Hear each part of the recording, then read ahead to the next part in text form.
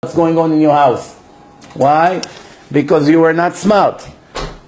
With all the pain and with the fact that you sometimes need somebody to talk to, sometimes women feel lonely, they need somebody to talk to. That somebody cannot be your parents. Because what happened, after a few times that you keep telling your parents bad things about your husband, they can't look at him anymore. Even though he does a lot of great things, you don't tell the parents that he does a lot of great things. You only tell the negative. So they hear one thing, second, third, fourth, fifth.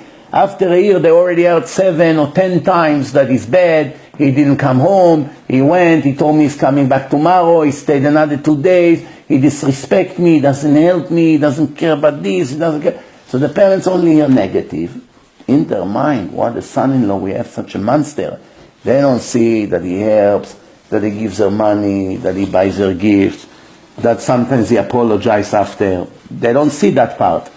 They only see the negative. Same thing by the man.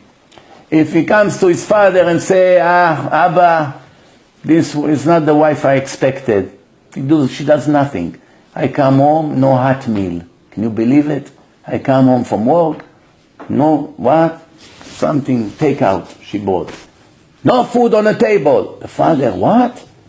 She disrespect you like this? You come home, there's no hot Bukharian meal? Finish! Bring her home now, I want to talk to her right now. Oh, what happened? The meal, she eat it on the microwave. It was from Shabbat, leftover. He has complained. Shtuyot. If you really think about it, it's embarrassment to even mention it.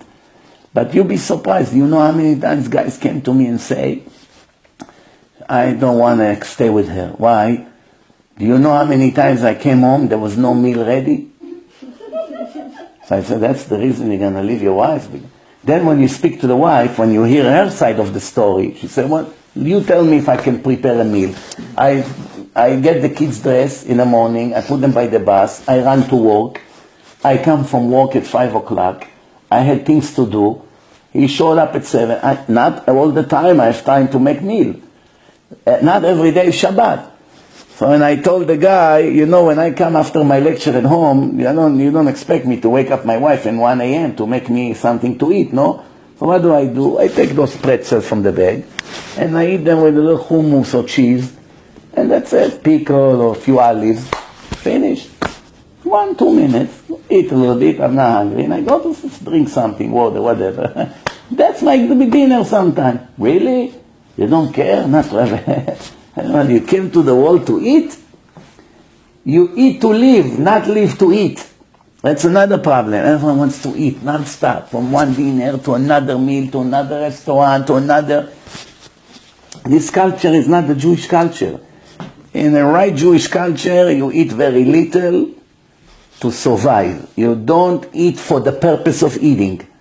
That's why I don't care how delicious is the food and the spices and how exactly. It doesn't have to be such a holy ceremony. Whatever it is, rice, piece of chicken, Baruch Hashem, fish, good. Everything, salad today we eat. No big deal. It doesn't justify fights. If the house is a mess, Rabbi, my wife, she's very lazy. I come home, you have to see. Kids have chocolate milk all over. The shirts, for 2 days she didn't change the shirts. Tomato sauce, this, that. Everything is a mess. The toys everywhere. So he has a point. What is she doing all day? She's home, she's not cleaning, she's not organizing anything. He still doesn't have permission to say anything to her. Nothing. The way to do it is by giving the wives either books or CDs to listen to. You don't need to criticize them directly. You give a CD, put CD, this rabbi, this rabbi sent. They listen to. They listen, the obligation of wife. She hears it, she reads about it. Slowly, she takes it to consideration. What's the point? So the house is a mess. Big deal. It's not the end of the world. Not every problem justifies a fight. If the people would leave the fight only to critical things, maybe 2-3 times a year they will fight. You have to keep the option to fight for very, very serious cases, such as she wants to put the kids in a life-free school that will destroy their soul. And you don't want this school because you know it's gonna be their end. For that, that's the time you have to insist and not to give in. But on other things, she wants to decorate the house. What do you care how? What do you care? She's in the house all day. She lives there. She's in her kitchen. She likes black. She likes white. What do you care? She likes this kind of shades, and she likes this kind of chandelier, this kind of rug, whatever she likes, no problem. Also, man has to be generous. Now I know what the man thinking. Generous if you have money. If you work like a dog and you barely pay the bills, how are you going to be generous? The answer, now you have to be even extra generous. With money you don't have, how you can be generous? It's a matter of fate. When Hashem sees that a person wants to give his wife good, comfortable life and is not saving on her and is not cheap with her, take, enjoy, here is all the money, you run the house, I trust you, I know you're not just going to go and burn money, I know you're responsible, then Hashem enjoy to give such a man. But if he keeps everything, Moshe, we need things for Shabbat. How much? I need 300? Here is 200, here is 150, managed. Don't buy this, so don't buy that, don't buy. So Hashem said, well, you don't trust me? What? Where is your trust?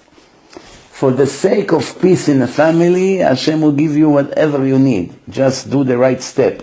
The first step you have to do. Ptach li petach, the Torah say. Open me a size of a needle, and I'll open you a hole. You do the right step. You show me you trust me. You don't count the money. Let the wife run it. You don't check every second what she bought and what she didn't buy. Be more easygoing. If you do it for the sake of peace to make her happy, the Gemara say. It's not me. The Gemara say, you want to be rich?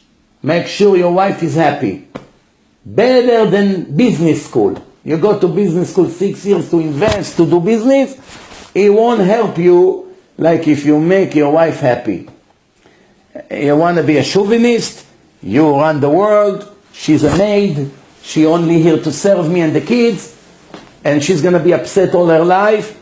You're going to see how many financial damages you're going to have in your life. You're going to be easygoing, make her happy, take, don't ask how much it costs. She bought herself nice thing for Chag. Ah, very nice. Don't ask how much it costs. How much? What's the damage? How much did it cost me? What?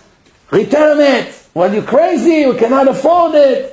That's not their lifestyle. Hashem loves a person to trust him. Of course, I'm not saying if you make $10,000 a month to spend 50, right? Let's not exaggerate. But more or less according to what you did, don't